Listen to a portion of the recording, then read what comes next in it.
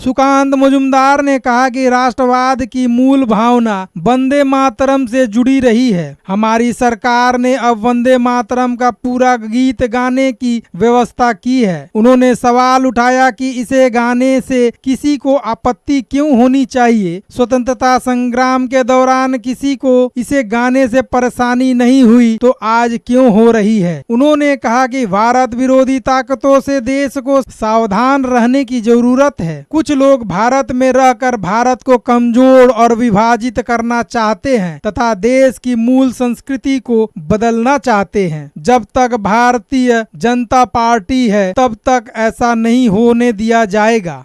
पूर्व तृणमूल कांग्रेस पार्षद संजीव बनर्जी की गिरफ्तारी पर उन्होंने कहा कि उनके खिलाफ सबूत मिटाने समेत कई आरोप हैं। मुख्यमंत्री ने दोषियों के खिलाफ कार्रवाई की बात कही थी और उसी की तरह कार्रवाई हो रही है। सरकार अपनी तरह से जांच में कोई कमी नहीं छोड़ेगी।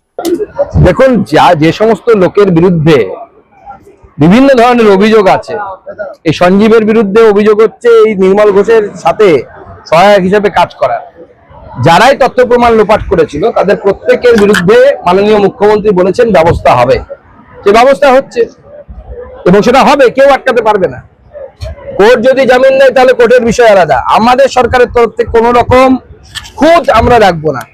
अनंत महाराज के माफी मांगने पर सुकांत मजुमदार ने कहा कि यह अच्छी बात है। नेताजी सुभाष चंद्र बोस जैसे महान व्यक्तित्व जिन्होंने अपना पूरा जीवन देश के लिए समर्पित कर दिया, उसके बारे में आपत्तिजनक टिप्पणी करने से पहले 10 बार सोचना चाहिए। क्षमा চেয়ে আইলে ভালো, আমি তো স্বাগত জানাবো তিনি ক্ষমা চেয়েছেন, কিন্তু আমি অনুরোধ করব কোনো বিশেষ একজন ব্যক্তিকে নয়, সবাইকে।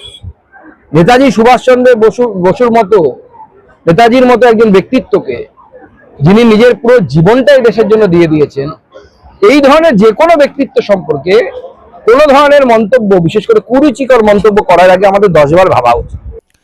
सरकारी स्कूलों में घटती छात्र संख्या पर उन्होंने कहा कि सरकार इस समस्या को लेकर कदम उठा रही है। निजी स्कूलों को बेहतर मानना एक गलत धारणा है। देश में कई बड़े वैज्ञानिक और शिक्षाविद सरकारी स्कूलों से पढ़कर आगे बढ़े हैं। नई सरकार शिक्षा व्यवस्था में बदलाव कर रही है। एक देश एक शिक्षा के मुद्दे पर उन्होंने कहा कि यह तभी संभव है जब सभी राज्य सहमत हों।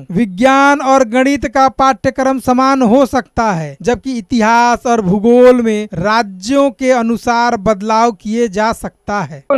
বিগত কয়েক বছরে আমরা যেটা দেখতে পাচ্ছি যে সরকারি স্কুলে ছাত্রদের সংখ্যা কমছে, প্রাইভেট স্কুলে সরকারি ছাত্রদের সংখ্যা, বেসরকারি স্কুলে ছাত্রদের সংখ্যা কমছে।